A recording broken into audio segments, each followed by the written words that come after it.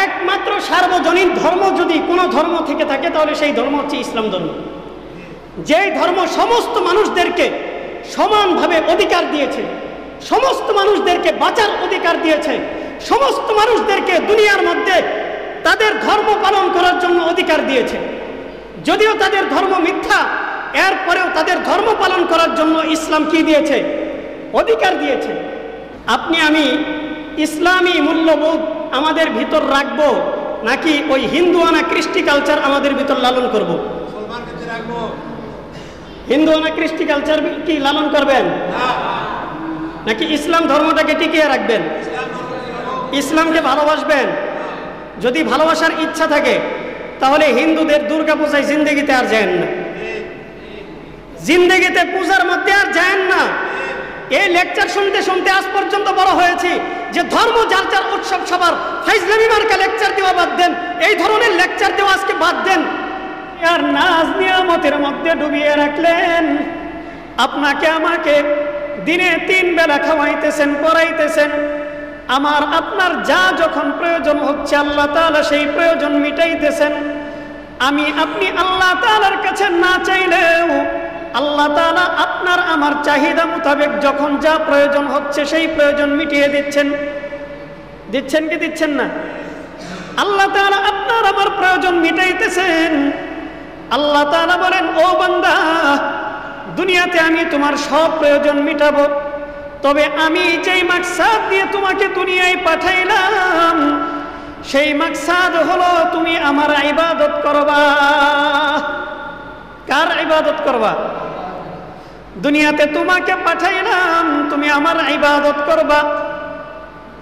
ওমা খালাকতুল জিন্না ওয়াল ইনসা ইল্লা লিয়াবুদুন। আমি মানুষ এবং জিন জাতিকে পাঠাইছি আমার ইবাদতের জন্য। আমি তোমাকে সৃষ্টি করলাম, তুমি বান্দা দুনিয়ায় যাওয়ার পর আমাকে ভুলে যাইবা না, আমার ইবাদত করবা, আমাকে ভুলবা না। বান্দা তোমাকে আমি নাজ নিয়ামত দিচ্ছি, তোমাকে তো আমি ভুলে যাই নাই, তুমি কেন আমাকে ভুলবা? আমি তো তোমাকে ভুলে যাই নাই, আমি তো তোমাকে ভুলি নাই। বলেন, আল্লাহ কি আমাদেরকে ভুলছেন? আল্লাহ তাআলা আমাদেরকে ভুলে যান নাই। আল্লাহ তাআলা আপনাকে আমাকে ভুলেন নাই। আপনি আমি কেন আল্লাহকে ভুলে যাব? কেন ভুলবো? কেন আল্লাহকে ভুলবো? এত হাজার হাজার লক্ষ লক্ষ নিয়ামত আল্লাহ তাআলা আপনাকে আমাকে দান করতেছেন, দিতেছেন। দৈনিক খাওয়াইতেছেন, পড়াইতেছেন, চলাফেরার তৌফিক দান করতেছেন। যেই ব্যক্তি লুলা, যার পা নাই, যে পা দিয়ে চলতে পারে না, ওই ব্যক্তি বুঝে পায়ের কি মর্ম। যেই ব্যক্তির হাত নাই, হাতের মাধ্যমে কি কাজ করা যায় সে বুঝে হাতের কি মর্ম।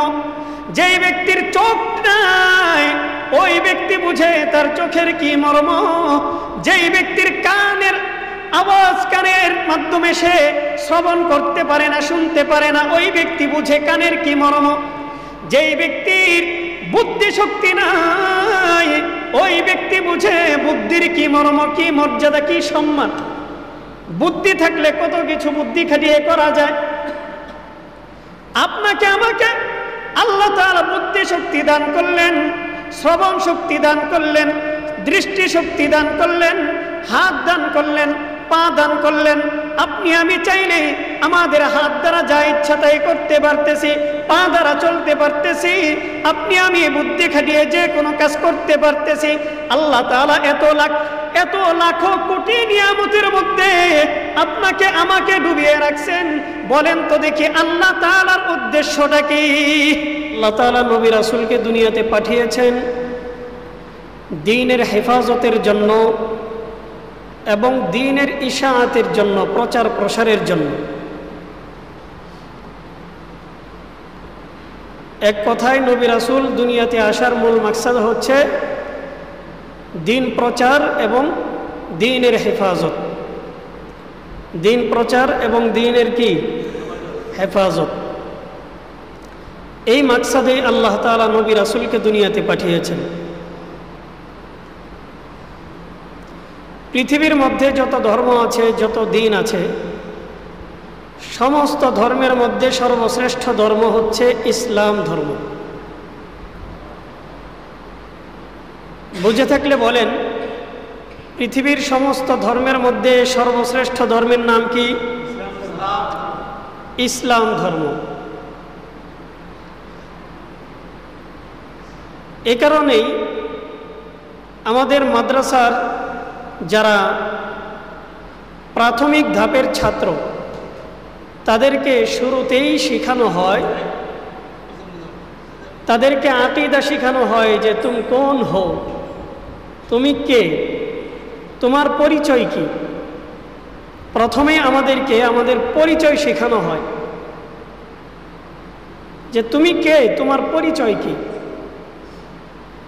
তখন এর উত্তরে দিয়েছেন জবাব, মুসলমান। আমি কে? মুসলমান। আপনার আমার পরিচয় কি?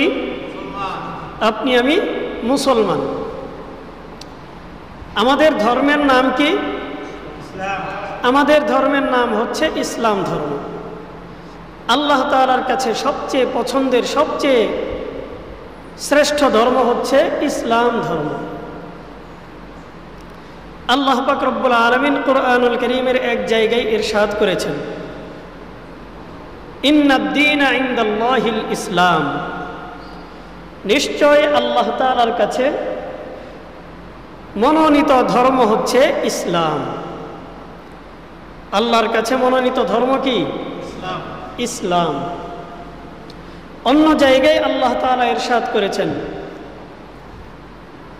وَمَنْ يَبْتَغِ غَيْرَ الْإِسْلَامِ دِينًا فَلَنْ يُقْبَلَ مِنْهُ وَهُوَ فِي الْآخِرَةِ مِنَ الْخَاسِرِينَ।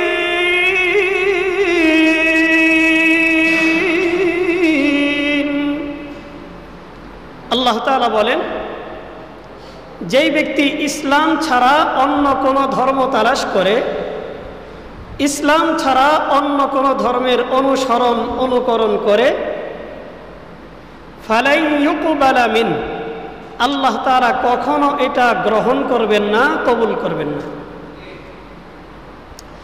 তাহলে আল্লাহ তাআলার কাছে গ্রহণযোগ্য দিন যেটা, সেই দিনের নাম কি? ইসলাম। ইসলাম ধর্ম হচ্ছে আল্লাহ তাআলার কাছে গ্রহণযোগ্য ধর্ম। তো ইসলাম ছাড়া যদি কোনো ধর্ম, কোনো বর্ণ, কোনো ব্যক্তি অনুসরণ অনুকরণ করে, অন্য কোনো ধর্ম যদি কোনো ব্যক্তি তালাশ করে, আল্লাহ তাআলা বলেন যে আমি এটা গ্রহণ করব না, আমি এটা মানব না। ওহুয়া ফিল আখিরাতি মিনাল খাসিরিন। আর কিয়ামতের ময়দানে এই ব্যক্তি বড় কঠিনভাবে ক্ষতিগ্রস্ত হবে।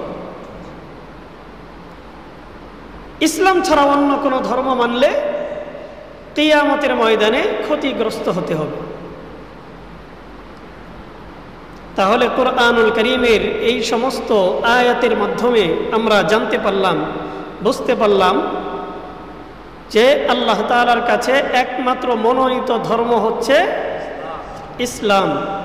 ইসলাম ভিন্ন অন্য কোনো ধর্ম, অন্য কোনো মতাদর্শ আল্লাহ তাআলার কাছে গ্রহণযোগ্য না, পছন্দনীয় না।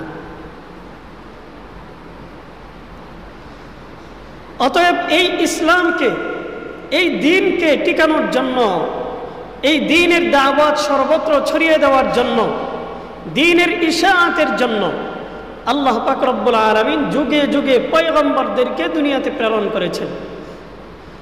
এবং এই দ্বীনের হেদায়েতের উপর রাখার জন্য, এই উম্মতকে সঠিক দিক নির্দেশনা দেওয়ার জন্য নবী রাসূলদেরকে আল্লাহ তাআলা দুনিয়াতে পাঠিয়েছেন। তো দুনিয়ার সৃষ্টিকর্তা আল্লাহ, যিনি দুনিয়া সৃষ্টি করেছেন, তার কথা মতো, তার নীতি নির্ধারণ অনুযায়ী এই দুনিয়া চলবে। কথা ঠিক কিনা? যেই আল্লাহ এই দুনিয়া সৃষ্টি করেছেন, যেই আল্লাহ আপনাকে সৃষ্টি করেছেন, আমাকে সৃষ্টি করেছেন, আপনি আমি আল্লাহ তাআলার সৃষ্ট, আল্লাহ তাআলার বান্দা, আল্লাহর মাখলুক। আল্লাহ তাআলা আপনাকে আমাকে তৈরি করেছেন, সৃষ্টি করেছেন। কি উদ্দেশ্যে সৃষ্টি করেছেন? আল্লাহ তাআলা বলেন সূরাতুজ জারিয়াতের মধ্যে, ওয়ামা খালাকতুল জিন্না ওয়াল ইনসা ইল্লা লিয়াবুদুন। আল্লাহ তাআলা বলেন, আমি মানুষ এবং জিন জাতিকে দুনিয়াতে সৃষ্টি করি নাই, তবে একটি মাকসাদ নিয়ে মানুষ এবং জিন জাতিকে দুনিয়ার মধ্যে সৃষ্টি করেছি। দুনিয়াতে মানুষ এবং জিন জাতিকে সৃষ্টি করার পিছনে আমার মাকসাদ হলো এ মানুষ এবং জিন জাতি এরা দুনিয়াতে যাওয়ার পর যেন আমার ইবাদত করে। আল্লাহ তাআলা আপনাকে আমাকে দুনিয়ার মধ্যে পাঠাইলেন, সৃষ্টি করলেন। এই সৃষ্টির পিছনে আল্লাহ তাআলার মৌলিক মাকসাদ হলো আপনি আমি দুনিয়াতে আসার পর কার ইবাদত করব? ইবাদত করব কার? আল্লাহর ইবাদত করতে হবে। আল্লাহ ছাড়া অন্য কোনো মাবুদ মানা যাবে না, অন্য কারো উপাসনা করা যাবে না, অন্য কারো ইবাদত করা যাবে। ইবাদত করতে হবে কার? আল্লাহ আপনাকে আমাকে পাঠাইলেন, দুনিয়ার মধ্যে সৃষ্টি করলেন, দুনিয়ার নাজ নিয়ামতের মধ্যে ডুবিয়ে রাখলেন। আপনাকে আমাকে দিনে 3 বেলা খাওয়াইতেছেন, পড়াইতেছেন। আমার আপনার যা যখন প্রয়োজন হচ্ছে আল্লাহ তাআলা সেই প্রয়োজন মিটাইতেছেন। আমি আপনি আল্লাহ তাআলার কাছে না চাইলেও আল্লাহ তাআলা আপনার আমার চাহিদা মোতাবেক যখন যা প্রয়োজন হচ্ছে সেই প্রয়োজন মিটিয়ে দিচ্ছেন। দিচ্ছেন কি দিচ্ছেন না? আল্লাহ তাআলা আপনার আমার প্রয়োজন মিটাইতেছেন। আল্লাহ তাআলা বলেন, ও বান্দা, দুনিয়াতে আমি তোমার সব প্রয়োজন মিটাবো, তবে আমি যেই মাকসাদ দিয়ে তোমাকে দুনিয়ায় পাঠাইলাম সেই মাকসাদ হলো তুমি আমার ইবাদত করবা। কার ইবাদত করবা? দুনিয়াতে তোমাকে পাঠাইলাম, তুমি আমার ইবাদত করবা।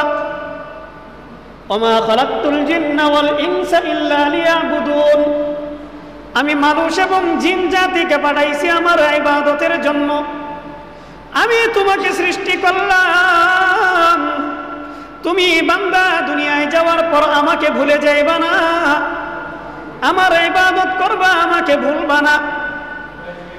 বান্দা তোমাকে আমি নাজ নিয়ামত দিচ্ছি, তোমাকে তো আমি ভুলে যাই নাই, তুমি কেন আমাকে ভুলবা? আমি তো তোমাকে ভুলে যাই নাই, আমি তো তোমাকে ভুলি নাই। বলেন আল্লাহ কি আমাদেরকে ভুলছেন? আল্লাহ তাআলা আমাদেরকে ভুলে যান নাই। আল্লাহ তাআলা আপনাকে আমাকে ভুলেন নাই। আপনি আমি কেন আল্লাহকে ভুলে যাব? কেন ভুলবো? কেন কেন আল্লাহকে ভুলবো? এত হাজার হাজার লক্ষ লক্ষ নিয়ামত আল্লাহ তাআলা আপনাকে আমাকে দান করতেছেন, দিতেছেন। দৈনিক খাওয়াইতেছেন, পড়াইতেছেন, চলাফেরার তৌফিক দান করতেছেন। যেই ব্যক্তি লুলা, যার পা নাই, যে পা দিয়ে চলতে পারে না, ওই ব্যক্তি বুঝে পায়ের কি মর্ম। যেই ব্যক্তির হাত নাই, হাতের মাধ্যমে কি কাজ করা যায় সে বুঝে হাতের কি মর্ম। যেই ব্যক্তির চোখ নাই, ওই ব্যক্তি বুঝে তার চোখের কি মর্ম। যেই ব্যক্তির কানের আওয়াজ, কানের মাধ্যমে সে শ্রবণ করতে পারে না, শুনতে পারে না, ওই ব্যক্তি বুঝে কানের কি মর্ম। যেই ব্যক্তির বুদ্ধি শক্তি নাই, ওই ব্যক্তি বুঝে বুদ্ধির কি মর্ম, কি মর্যাদা, কি সম্মান। বুদ্ধি থাকলে কত কিছু বুদ্ধি খাটিয়ে করা যায়। আপনাকে আমাকে আল্লাহ তাআলা বুদ্ধি শক্তি দান করলেন, শ্রবণ শক্তি দান করলেন, দৃষ্টি শক্তি দান করলেন, হাত দান করলেন, পা দান করলেন। আপনি আমি চাইলে আমাদের হাত দ্বারা যা ইচ্ছা তাই করতে পারতেছি, পা দ্বারা চলতে পারতেছি, আপনি আমি বুদ্ধি খাটিয়ে যে কোনো কাজ করতে পারতেছি। আল্লাহ তাআলা এত লাখো কোটি নিয়ামতের মধ্যে আপনাকে আমাকে ডুবিয়ে রাখছেন। বলেন তো দেখি আল্লাহ তাআলার উদ্দেশ্যটা কি? উদ্দেশ্য কি? আল্লাহর ইবাদত করা। উদ্দেশ্য কি? আল্লাহর ইবাদত করা। এত নিয়ামত আল্লাহ তাআলা আপনাকে আমাকে দান করছেন আল্লাহকে ভুলে যাওয়ার জন্য?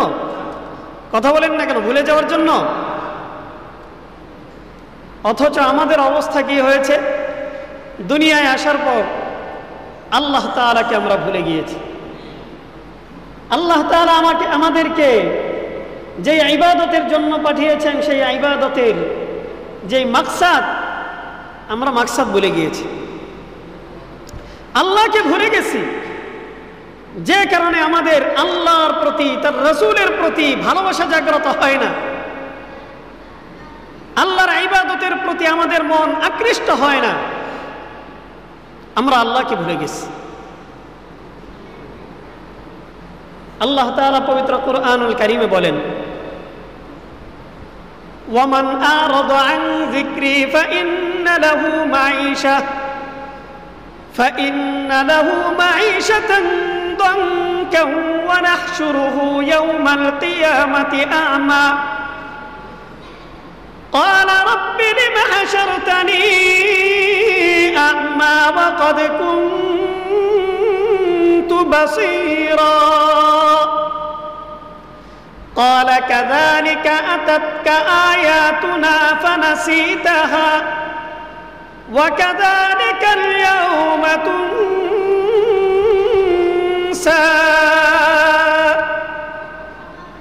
الله تعالى বলেন, যেই ব্যক্তি আমার থেকে মুখ ফিরিয়ে নেয়, যেই ব্যক্তি কুরআন থেকে মুখ ফিরিয়ে নেয়, ইসলামী শরীয়ত থেকে যেই ব্যক্তি মুখ ফিরিয়ে নেয়, ওয়ামান আরাদা আন যিকরি ফাইন্না লাহু মাঈশাতান দানকা, আমার থেকে যেই ব্যক্তি মুখ ফিরিয়ে নেবে, আমি ওই ব্যক্তির জীবনটাকে সংকীর্ণ করে দিব। বলেন নাউজুবিল্লাহ। যেই ব্যক্তি আমার থেকে মুখ ফিরিয়ে নেবে, আমি তার জীবনকে কি করে দেব? সংকীর্ণ করে দেব। যেই ব্যক্তি আমার থেকে মুখ ফিরিয়ে নেয়, আমি তার জীবনটাকে সংকীর্ণ করে দেব। ওয়া নাহশুরুহু ইয়াওমাল কিয়ামাতি আ'মা, আর কিয়ামতের ময়দানে আমি এই ব্যক্তিকে অন্ধ বানিয়ে উঠাইব। বলেন নাউজুবিল্লাহ। কিয়ামতের ময়দানে আমি তাকে অন্ধ বানিয়ে দিব, অন্ধ বানিয়ে দিব, সে চোখ দ্বারা দেখতে পারবে না। ওয়া নাহশুরুহু ইয়াওমাল কিয়ামাতি আ'মা ক্বালা রাব্বি লিমা হাশারতানি আ'মা ওয়া ক্বাদ কুনতু বাসীরা।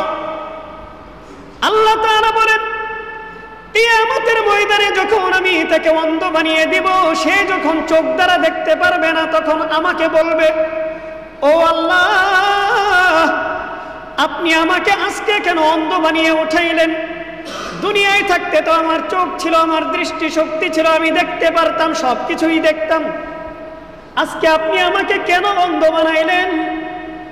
আল্লাহ তাআলা বলবেন, আল্লাহ তাআলা তখন বলবেন, ও বান্দা, আতাতকা আয়াতুনা ফানাসিতাহা, তোমার কাছে আমার আয়াত এসেছিল, আমার নিদর্শন এসেছিল, কুরআন এসেছিল, নবী রাসূলগণ এসেছিল, উলামায়ে কেরামগণ তোমাদেরকে দ্বীনের কথা বলেছেন, দ্বীনের দাওয়াত দিয়েছেন, তোমাদের পিছনে মেহনত করেছেন, মুজাহাদা করেছেন, তোমাদেরকে হেদায়েতের রাস্তা দেখিয়েছেন। এত কিছুর পর তোমরা আমাকে দুনিয়ার মধ্যে ভুলে গেছিলা। আজকের এই দিন আজকে আমি তোমাদেরকে ভুলে গেলাম। বলেন নাউজুবিল্লাহ। আল্লাহ তাআলা বলবেন, আজকের এই দিন আমি তোমাদেরকে ভুলে গেলাম, তোমাদেরকে আজকে আমি ভুলে গেলাম, তোমাদেরকে অন্ধ বানিয়ে দিলাম, অন্ধ বানাইলাম, তোমাদের দৃষ্টি শক্তিকে আজকে আমি নিয়ে গেলাম। আজকের এই দিন, কিয়ামতের এই মহা ভয়ানক দিন, তোমরা তোমাদের দৃষ্টি দ্বারা দেখতে পারবে না, আমাকে দেখতে পারবে না। কিয়ামতের ময়দানে সবচেয়ে বড় নিয়ামত হবে, সবচেয়ে বড় সৌভাগ্যের অধিকারী হবে ওই ব্যক্তি, যেই ব্যক্তি তার চক্ষু দ্বারা আল্লাহ তাআলাকে দেখতে পারবে। কিয়ামতের ময়দানে আল্লাহ তাআলাকে দেখতে পারা, এটা হবে আপনার আমার জন্য সবচেয়ে বড় নিয়ামত। কিন্তু আল্লাহ তাআলা যদি আপনার আমার দৃষ্টি শক্তি উঠিয়ে নেন, দৃষ্টি শক্তি যদি না থাকে, তাহলে আপনি আমি আল্লাহকে কেমনে দেখব? বলেন, দৃষ্টি শক্তি না থাকলে আল্লাহ তাআলাকে দেখা যাবে? আল্লাহ তাআলা বলেন, ও বান্দা, কিয়ামতের ময়দানে তোমার জন্য সবচেয়ে বড় সৌভাগ্যের বিষয় হলো, সবচেয়ে বড় সৌভাগ্যের বিষয় হলো কিয়ামতের ময়দানে তুমি আমাকে তোমার চক্ষু দ্বারা দেখতে পারবা, আমার দিদার লাভ হবে। এটা হবে তোমার জন্য সবচেয়ে বড় নিয়ামত। সবচেয়ে বড় নিয়ামত হবে তুমি আমাকে সরাসরি দেখতে পারবা। কিন্তু তোমার যখন দৃষ্টিশক্তি থাকবে না, কিয়ামতের ময়দানে যখন আল্লাহ তোমার দৃষ্টিশক্তি উঠিয়ে নেবেন, তুমি আল্লাহকে সরাসরি দেখতে পারবা না, তখন এটা হবে তোমার জন্য সবচেয়ে বড় লাঞ্ছনা, তোমার জন্য সবচেয়ে বড় লানত, সবচেয়ে বড় লাঞ্ছনা হবে এটা যে তুমি কিয়ামতের ময়দানে আল্লাহ তাআলাকে দেখতে পারবা না।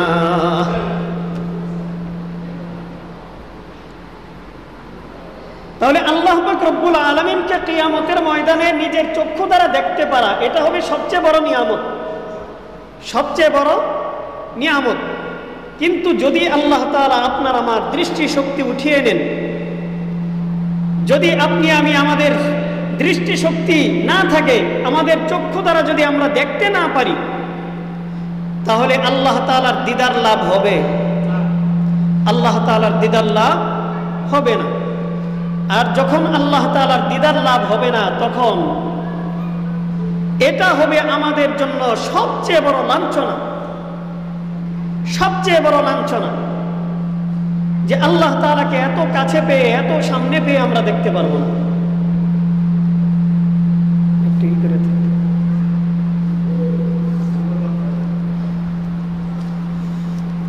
নাড়াচাড়া করা তো দরকার ছিল না। তো বলছিলাম যে আল্লাহ পাক রব্বুল আলামিনের কাছে সবচেয়ে মনোনীত ধর্ম হচ্ছে কি? ইসলাম। আওয়াজ দিয়ে বলেন, আল্লাহ তাআলার কাছে মনোনীত ধর্ম কি? ইসলাম। ইসলাম ভিন্ন অন্য কোন ধর্ম আল্লাহ তাআলার কাছে গ্রহণযোগ্য হবে? হবে? এবার আসুন, আজকে তো আমরা মুসলমান দাবি করি, কিন্তু ইসলামী তাহজিব তামাদ্দুন, ইসলামিক কৃষ্টি কালচার আমাদের ভিতর নাই বললেই চলে। মুসলমান দাবি করি, অথচ আল্লাহ তাআলা যেই উদ্দেশ্যে আমাদেরকে পাঠাইছেন সেই উদ্দেশ্য আমাদের মাধ্যমে বাস্তবায়ন হয় না। আল্লাহ তাআলা বললেন, বান্দা আমি তোমাকে পাঠাইলাম 5 ওয়াক্ত নামাজ পড়ো, আপনার আমার মাধ্যমে নামাজ আদায় হয় না। আপনাকে আমাকে পাঠাইলেন, বান্দা তোমাকে পাঠাইলাম তুমি হজ করো, আপনি আমি হজ ফরজ হওয়া সত্ত্বেও হজ করছি না। আপনাকে আমাকে আল্লাহ তাআলা বললেন, বান্দা তুমি যাকাত আদায় করো, আপনি আমি যাকাত আদায় করছি না, অথচ আপনার আমার উপর যাকাত ফরজ হয়েছে। আপনাকে আমাকে আল্লাহ তাআলা বললেন, বান্দা তুমি রোজা রাখো, কিন্তু আপনি আমি রোজা রাখতেছি না। আল্লাহ তাআলার ফরমান, আল্লাহ তাআলার নির্দেশ আমরা অমান্য করতেছি।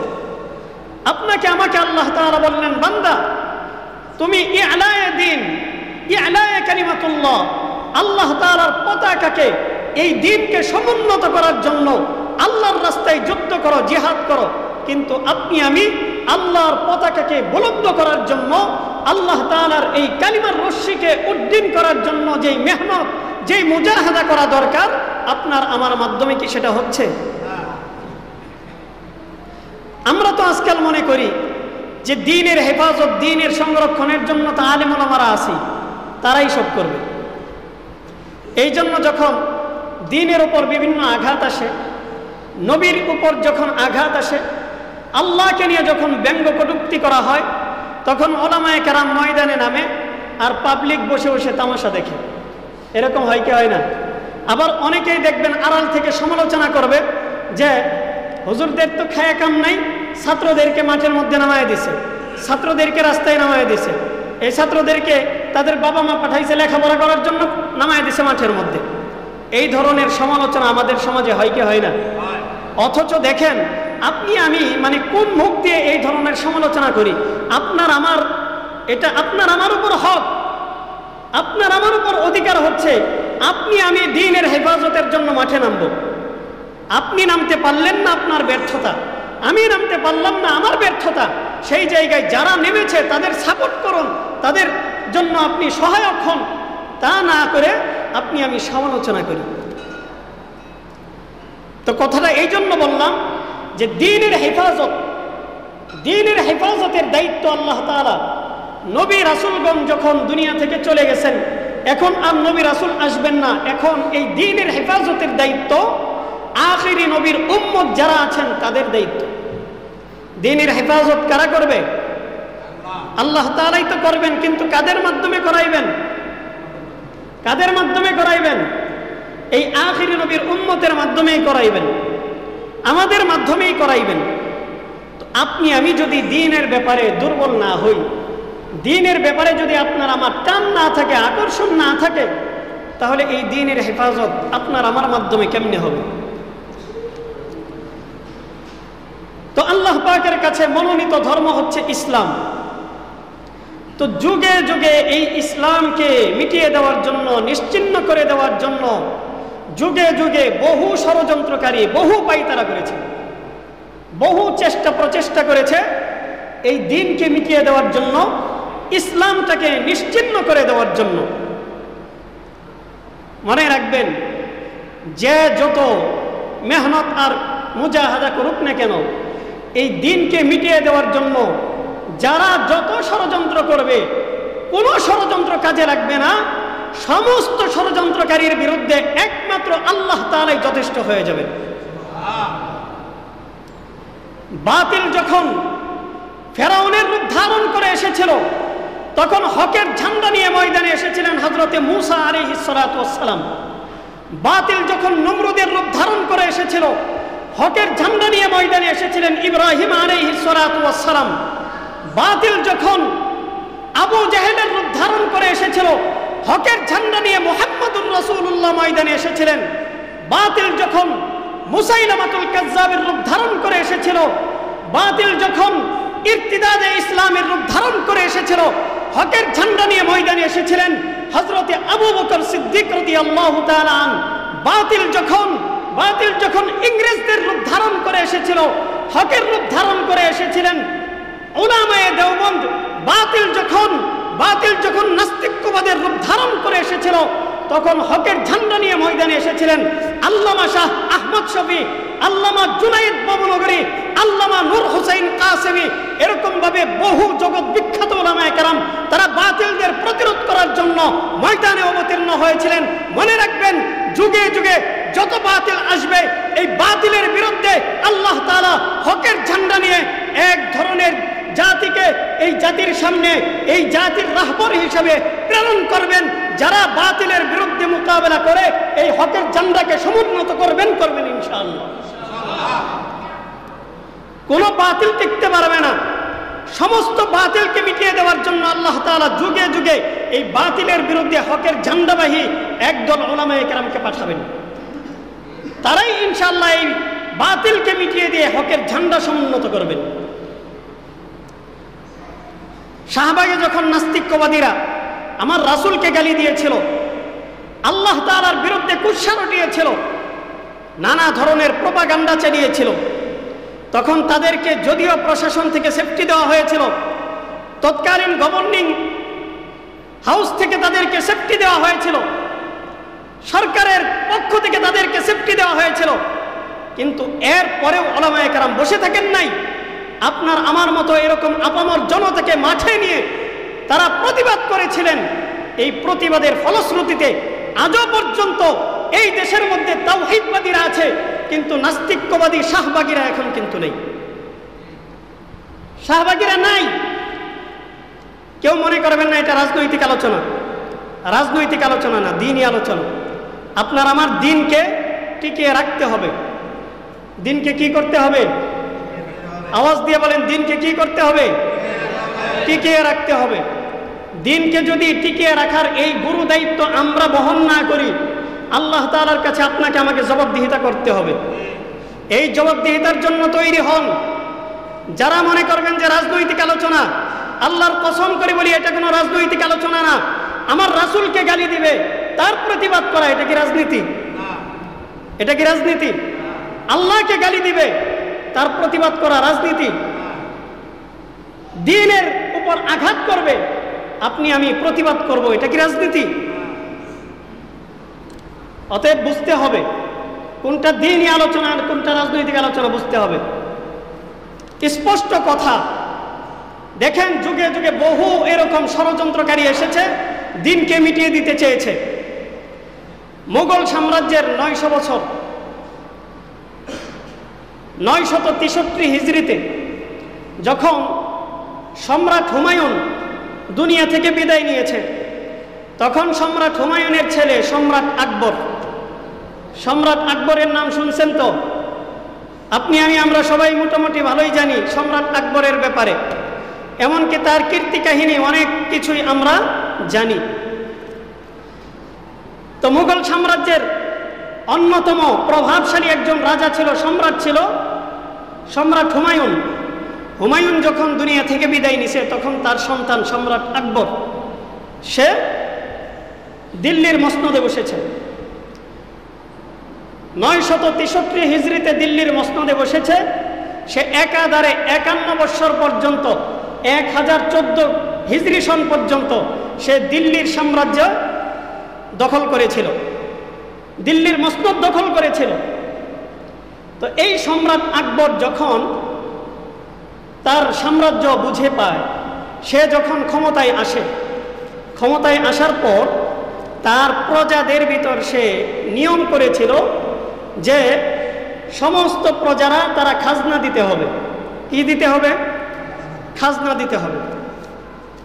এখন তাদের খাজনা আদায় করার সিস্টেম হচ্ছে যে বৎসরে যে ফসল হবে, এই ফসল ওঠার পরে এই ফসলের মাধ্যমে তারা খাজনা দিবে, ফসলের মাধ্যমে খাজনা দিবে। তো এখন ফসলের তো একটা মৌসুম আছে, মৌসুম আছে কিনা? ফসলের নির্দিষ্ট একটা মৌসুম আছে। তো ফসলের যেহেতু মৌসুম আছে, অতএব ফসলি সন গণনা করা এটা একটা প্রয়োজন দেখা দেয়, ফসলি সন গণনা করার প্রয়োজন দেখা দেয়। তখন এই সম্রাট আকবরের নির্দেশে তার গভর্নিং হাউসের একজন বিখ্যাত ব্যক্তি, ওই ব্যক্তিকে সে নির্দেশ করছে যে তুমি একটা এই ফসলি সন গণনা করার জন্য একটা সন বের করো, আবিষ্কার করো। তখন ওই ব্যক্তি এই বাংলা সনের উদ্ভাবন করেছে। কোন সন? এই বাংলা সনের উদ্ভাবন করেছে। বর্তমানে আমরা বাংলা সন গণনা করি না, বঙ্গাব্দ, এই বঙ্গাব্দের উদ্ভাবন করেছে ওই ব্যক্তি। তো যাই হোক, ওই ব্যক্তির নাম হচ্ছে শাহ ফতেহুল্লাহ সিরাজি, শাহ ফতেহুল্লাহ সিরাজি। তার মাধ্যমে সর্বপ্রথম বাংলা সনের গণনা শুরু হয়, বাংলা সন উদ্ভাবন হয়। বড় আশ্চর্যের ব্যাপার হচ্ছে, যখন বাংলা সন উদ্ভাবন হয় মানে জন্ম হয়, ওই সময় আরবি হিজরি চলতেছিল 963 হিজরি। কত হিজরি? 963 হিজরি। তখন বাংলা সনের কি হয়েছে? জন্ম হয়েছে। বড় অবাক করা বিষয় এবং আশ্চর্যের বিষয় হচ্ছে, যেই দিন বাংলা সনের জন্ম হয়েছে, যেই দিন, ওই দিনই তার বয়স হয়েছে 963 বছর। যেই দিন তার জন্ম, ওই দিন তার বয়স কত? 963 বছর। মানে বাংলা সন উদ্ভাবন করা হয়েছে যেই সনে, আরবি যেই সনে, আরবি যেই হিজরিতে, ওই হিজরিতে আরবির যেই বয়স, এই বয়স নির্ধারণ করে বাংলা হিজরি, বাংলা সনের কি করা হয়েছে? তৈরি করা হয়েছে, বাংলা সন শুরু করা হয়েছে। এটা পৃথিবীর মানে অতি আশ্চর্যজনক বিষয়গুলোর মধ্যে একটা হইতেছে এইটা, মানে যেটা অসম্ভবের মতো একটা ব্যাপার, যে তার জন্মের মধ্যেই, জন্মের সময়ই তার বয়স কত? 963 বছর। এই কারণে বর্তমানে এই যে রানিং বাংলা সন চলতেছে হচ্ছে 1432। বাংলা সন কত? 1432। আর আরবি সন হচ্ছে আপনার 1447। তার মানে কয় বছরের ডিফারেন্স? কয় বছর? 15 বছরের ডিফারেন্স। মাত্র 15 বছরের ডিফারেন্স, অথচ জন্ম নিছে কি 963 বছর পর, কিন্তু বয়সের তারতম্য কত? 15 বছর। যাক, তো বিষয় হচ্ছে এই সম্রাট আকবরের নির্দেশে শাহ ফতেউল্লাহ সিরাজি সে সর্বপ্রথম বাংলা সনের উদ্ভাবন করে। তখন ইংরেজি সন ছিল 1585। ইংরেজি সন কত? 1585। তো এই যে সম্রাট আকবর সে তার সাম্রাজ্য বুঝে পাওয়ার পর তার সাম্রাজ্যের মধ্যে হিন্দু ছিল, বৌদ্ধ ছিল, খ্রিস্টান ছিল, ইহুদি ছিল, সব ধর্মের লোকই ছিল, কিন্তু সংখ্যাগরিষ্ঠ ছিল হিন্দু। সংখ্যাগরিষ্ঠ কি ছিল? হিন্দু।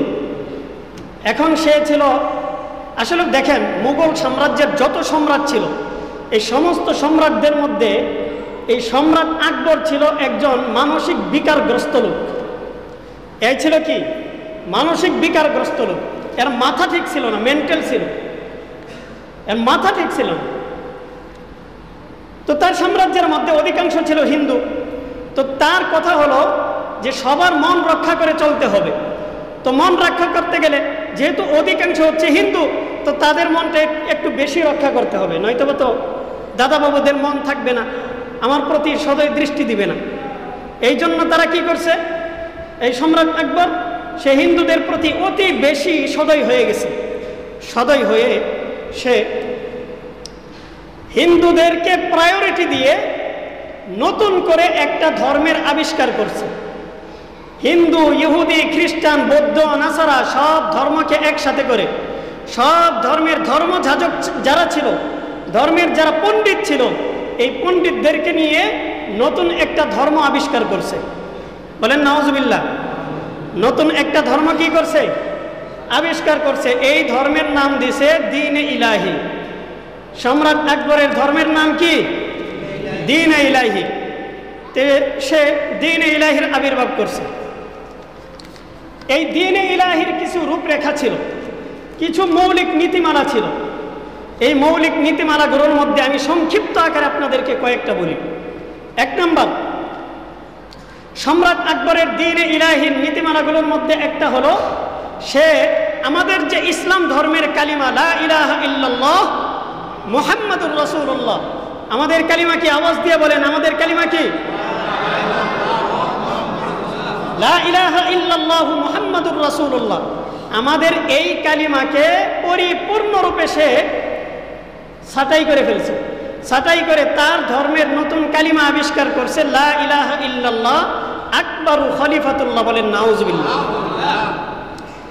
এবং তার লেকচার, তার কথা হচ্ছে, তার বক্তব্য হলো যে মুহাম্মদ সাল্লাল্লাহু আলাইহি ওয়াসাল্লাম দুনিয়াতে ছিলেন আরো 1000 বছর আগে। তো মুহাম্মদ যখন দুনিয়াতে ছিলেন তখন তার নবুয়ত ছিল, তার ধর্ম ছিল, কিন্তু তার এই ধর্মের মেয়াদ ছিল মাত্র 1000 বছর। 1000 বছর যেহেতু অতিবাহিত হয়ে গেছে, অতএব তার এই ধর্মের আর কোনো ভিত্তি নাই, তার ধর্ম এখন বরবাদ হয়ে গেছে। বলেন নাউজুবিল্লাহ। এই কারণে সে আমাদের ইসলাম ধর্মটাকে ছাঁটাই করে তার নতুন ধর্ম আবিষ্কার করেছে এবং তার নতুন একটা কালিমা আবিষ্কার করেছে। তার 2 নম্বরের মতবাদ যে কোনো ব্যক্তি যদি দ্বীন-এ ইলাহিতে আসতে চায়, আকবরের দ্বীন-এ ইলাহি যদি গ্রহণ করতে চায়, তাহলে তাকে ইসলাম থেকে তওবা করতে হবে। বলেন নাউজুবিল্লাহ। মানে ইসলামটা এত খারাপ ধর্ম, ইসলাম থেকে তওবা করে এরপরে দ্বীন-এ ইলাহিতে আসতে হবে। তার 3 নম্বরের মতবাদ যে আল্লাহ তাআলার একত্ববাদের পরিবর্তে সূর্যের পূজা করতে হবে, নক্ষত্রের পূজা করতে হবে, চাঁদ সিতারার পূজা করতে হবে, গৃহলতার পূজা করতে হবে, এই আপনার পাহাড়ের পূজা করতে হবে, পানির পূজা করতে হবে, আগুনের পূজা করতে হবে। অর্থাৎ আল্লাহ তাআলার একত্ববাদকে বাদ দিয়ে এই সমস্ত জীব জন্তু বস্তু, এই সমস্ত আসবাব, এগুলোর পূজা করতে হবে। বলেন নাউজুবিল্লাহ। এগুলোর পূজা করতে হবে। এটা ছিল তার ধর্মের অন্যতম একটা বৈশিষ্ট্য। 4 নম্বর, তার ধর্মের আরেকটা বৈশিষ্ট্য হলো সে আখিরাতকে অবিশ্বাস করত। আখিরাতকে কি করত? অবিশ্বাস করত। অথচ আমাদের ঈমানি যেই সমস্ত মূল বিষয়গুলো, যেগুলোর উপর ঈমান আনতে হবে, ঈমান না আনলে কোনো ব্যক্তির ঈমান থাকবে না, সে বেঈমান হয়ে যাবে। এই সমস্ত বিষয়গুলোর মধ্যে অন্যতম একটা হচ্ছে আখিরাতের উপর ঈমান আনা, ঠিক কিনা? অথচ সে বলতো যে আখিরাত বলতে কিছুই নাই, বরং কোনো ব্যক্তি যদি মারা যায়, মারা যাওয়ার পর সে আবার জন্মগ্রহণ করবে, অর্থাৎ পুনর্জন্মবাদ, পুনর্জন্ম, যেটা বর্তমানে হিন্দুত্ববাদীদের মধ্যে পাওয়া যায়। তো পুনর্জন্মবাদের বিশ্বাস এটা সম্রাট আকবর কায়েম করেছিল। বলেন ইসলাম ধর্ম কি পুনর্জন্মতে বিশ্বাসী? এমনকি সম্রাট আকবর এটাও বিশ্বাস করত যে সে যদি মারা যায় তাহলে ভবিষ্যতে আবার সে জন্মগ্রহণ করবে এবং আবার সে কোনো না কোনো একটা সাম্রাজ্যের সম্রাট হয়ে যাবে। চিন্তা করতে পারছেন? মানে সবকিছু তার মন মতো চলবে, এই ধরনের চিন্তা ফিকির। 5 নাম্বার তার মতবাদ ছিল, কোনো ব্যক্তি যদি দ্বীনে ইলাহি বিশ্বাস করে, কোনো ব্যক্তি, এমন ব্যক্তি যদি মারা যায় তাহলে তাকে পশ্চিম দিকে পা দিয়ে, পূর্ব দিকে মাথা দিয়ে তাকে দাফন করতে হবে। বলেন নাউজুবিল্লাহ। এত বড় বেয়াদব! পশ্চিম দিকে পা দিয়ে পূর্ব দিকে মাথা দিতে হবে, অর্থাৎ আমাদের বাইতুল্লাহ শরীফকে সে অসম্মান করেছে। 6 নাম্বার, সে সালামের পরিবর্তে একটা জিনিস আবিষ্কার করেছিল যে তাদের দ্বীনে ইলাহির কোনো ব্যক্তি যখন কোনো ব্যক্তির সঙ্গে পরস্পর সাক্ষাৎ হতো, তখন সাক্ষাতের পর তারা বলতো আল্লাহু আকবার। কি বলতো? আল্লাহু আকবার। আপনি তো মনে করবেন যে আল্লাহু আকবার তাহলে তো ভালো কিছুই বলতো। আরে এখানে আল্লাহু আকবার দ্বারা শুধু ওই আল্লাহ সর্বশ্রেষ্ঠ, আল্লাহ সবচেয়ে বড়, এটা উদ্দেশ্য না। এখানে আল্লাহু আকবার দ্বারা উদ্দেশ্য কি? মানে আকবর বোঝাইতো যে আল্লাহ মানে আল্লাহ, আর আকবর মানে আমি আকবর, মানে আল্লাহু আকবর মানে আকবর হইল আল্লাহ। বলেন নাউজুবিল্লাহ। মানে তার হিকমত ছিল অন্যটা, আপনি আমি বুঝতে পারি হয়তো বা ভিন্নটা, কিন্তু এরকম উদ্দেশ্য না, তার উদ্দেশ্য ভিন্নটা। তো তাদের যখন একজন আরেকজনের সাথে সাক্ষাৎ হবে তখন বলবে কি আল্লাহু আকবার, আর তার প্রতি উত্তরে বলতে হবে জাল্লা জালালুহু মা আকবার শানুহু। বলেন নাউজুবিল্লাহ। মানে জাল্লা জালালুহু, তার মর্যাদা অনেক বেশি, মা আকবার শানুহু, আকবরের শান অনেক বেশি, আকবরের শান অনেক বেশি। এই ধরনের মতবাদ সে কায়েম করেছিল। 7 নাম্বার, ইসলামী শরীয়তের মধ্যে মামাতো বোন, ফুফাতো বোন, খালাতো বোন, চাচাতো বোন, এদেরকে বিয়ে করা কি আছে? জায়েজ আছে। কিন্তু আকবর তার ধর্মের মধ্যে নিয়ম করেছিল মামাতো বোন, খালাতো বোন, ফুফাতো বোন, চাচাতো বোন, এদেরকে বিয়ে করা হারাম, বিয়ে করা যাবে না। 8 নাম্বার, আমাদের ইসলাম ধর্মের নীতি হচ্ছে নারীরা যখন রাস্তা দিয়ে বের হবে তখন তাদের চেহারাকে কি করতে হবে?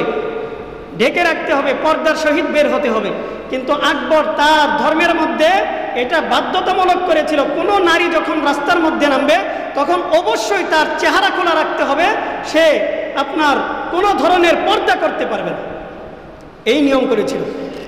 9 নাম্বার, তার ধর্মের মধ্যে মদ, জুয়া, গাঁজা, হিরোইন সহ আরো যত ধরনের বাজে কার্যকলাপ আছে, বেবিচার, জিনা, এরপরে আপনার বেশ্যাবৃত্তি, এইগুলো তার ধর্মের মধ্যে জায়েজ ছিল। পক্ষান্তরে গরুর গোশত, উটের গোশত, দুম্বার গোশত, ছাগলের গোশত, এইগুলো তার ধর্মের মধ্যে হারাম ছিল। চিন্তা করতে পারেন, এইগুলো হারাম ছিল। আবার হালাল করছিল কি? কুত্তার গোশত, শুয়োরের গোশত, এইগুলো তার ধর্মের মধ্যে হালাল ছিল। তাহলে দেখেন, ইসলাম ধর্ম যেইগুলোকে হালাল করেছে সেইগুলো তার ধর্মের মধ্যে হারাম, আর যেইগুলো তার ধর্মের মধ্যে হালাল ওই সমস্ত কিছু ইসলাম ধর্মের মধ্যে হারাম। চিন্তা করতে পারেন। এরপরে সে আরো একটা কাজ করত, সেটা কি? সে 8 শ্রাবণ মেলায় যাইত, ওইখানে যাওয়ার পর হিন্দুদের সঙ্গে মিশে তার আপনার ওই কি বলে তিলক ধারণ করে না, হিন্দুরা তিলক ধারণ করে, এই সে তিলক ধারণ করত। এরপরে রাখি বন্ধন, সে রাখি বাঁধত হাতের মধ্যে, এই সমস্ত কার্যকলাপ করে বেড়াইত। এবার আমি আপনাদেরকে প্রশ্ন করতে চাই, বলেন তো দেখি, আপনি আমি ইসলামী মূল্যবোধ আমাদের ভিতর রাখবো নাকি ওই হিন্দুয়ানা কৃষ্টি কালচার আমাদের ভিতর লালন করব? হিন্দুয়ানা কৃষ্টি কালচার কি লালন করবেন নাকি ইসলাম ধর্মটাকে টিকিয়ে রাখবেন? ইসলামকে ভালোবাসবেন? যদি ভালোবাসার ইচ্ছা থাকে তাহলে হিন্দুদের দুর্গা পূজায় জিন্দগিতে আর যান না, জিন্দেগিতে পূজার মধ্যে আর যায়েন না। এই লেকচার শুনতে শুনতে আজ পর্যন্ত বড় হয়েছি যে ধর্ম যার যার উৎসব সবার ফাইজলামি মার্কা লেকচার দেওয়া বাদ দেন। এই ধরনের লেকচার দেওয়া আজকে বাদ দেন। এই ধরনের লেকচার মাইনেন না। ধর্ম যার যার উৎসব সবার ফাইজলামি করেন নাকি? এই ধরনের উৎসব তারা তাদের উৎসব পালন করবে, আমরা আমাদের উৎসব পালন করব। এই যে সার্বজনীনতা, এই সার্বজনীনতার উদ্ভাবক হচ্ছে এই আকবর, সম্রাট আকবর। সেই সার্বজনীনতার উদ্ভাবক। একমাত্র সার্বজনীন ধর্ম যদি কোনো ধর্ম থেকে থাকে তাহলে সেই ধর্ম হচ্ছে ইসলাম ধর্ম। যেই ধর্ম সমস্ত মানুষদেরকে সমানভাবে অধিকার দিয়েছে, সমস্ত মানুষদেরকে বাঁচার অধিকার দিয়েছে, সমস্ত মানুষদেরকে দুনিয়ার মধ্যে তাদের ধর্ম পালন করার জন্য অধিকার দিয়েছে। যদিও তাদের ধর্ম মিথ্যা, এরপরেও তাদের ধর্ম পালন করার জন্য ইসলাম কি দিয়েছে? অধিকার দিয়েছে। কিন্তু আপনি গিয়ে দেখেন তো ভারতের মধ্যে আপনি কি খুব সুন্দরভাবে ইসলামটাকে পালন করতে পারবেন?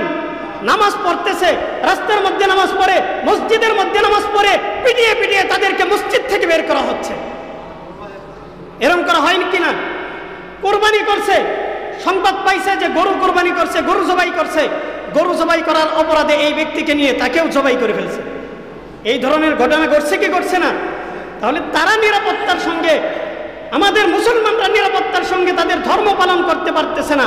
অথচ দেখেন আমাদের মুসলিম সংখ্যাগরিষ্ঠ রাষ্ট্র, এখানে হিন্দুরা কিন্তু ঠিকই নিরাপত্তার সঙ্গে তাদের ধর্ম পালন করতেছে। তাহলে ইসলামের চাইতে সার্বজনীন ধর্ম আর কোনটা আছে? আপনি কিসের সার্বজনীনতার স্লোগান দেন? তো বলতেছে যে সার্বজনীন দুর্গাপূজা, সার্বজনীন শারদীয় দুর্গাপূজা। কিসের সার্বজনীন? এটা সার্বজনীন নাকি সবার জন্য প্রযোজ্য? এটা হিন্দুদের ধর্ম, হিন্দুদের এটা উৎসব, হিন্দুরা করবে। এখানে আপনি আমি মুসলমান হয়ে যাব কেন? আপনার আমার যাওয়ার কোনো ধরনের অধিকার আছে? আপনি আমি কেন যাব এটার মধ্যে? তো এই যে সার্বজনীনতার স্লোগান, রাসূল করিম সাল্লাল্লাহু আলাইহি ওয়াসাল্লামের জমানাতে আস ইবনে ওয়াইল, ওয়ালিদ ইবনে মুগীরা এবং উমাইয়া ইবনে খালফ সহ মক্কার বিভিন্ন বড় বড় কুরাইশের বিশিষ্ট ব্যক্তিরা, নেতারা, এরা নবীজির কাছে এসে বলছিল, হে মুহাম্মদ, তুমি একটা কাজ করো, তুমি 1 বছর তোমার যে রব আছে, তোমার আল্লাহর ইবাদত করবা, আরেক বছর আমাদের যে মূর্তিগুলো আছে, আমাদের মূর্তিগুলোর পূজা করবা। বলেন নাউজুবিল্লাহ। নবীজি বলেন তো দেখি, তাদের এই কথা কি মেনে নিছেন? মেনে নিছেন? তারা তো সার্বজনীনতার প্রস্তাব নিয়ে আসছিল যে তুমি আমাদের ধর্মের যেই আপনার মাহবুদগুলো আছে, এই মাহবুদগুলোর পূজা করবে 1 বছর, আর 1 বছর আমরা পূজা করব তোমার মাহবুদের। কিন্তু নবীজি কি এটা মানছেন?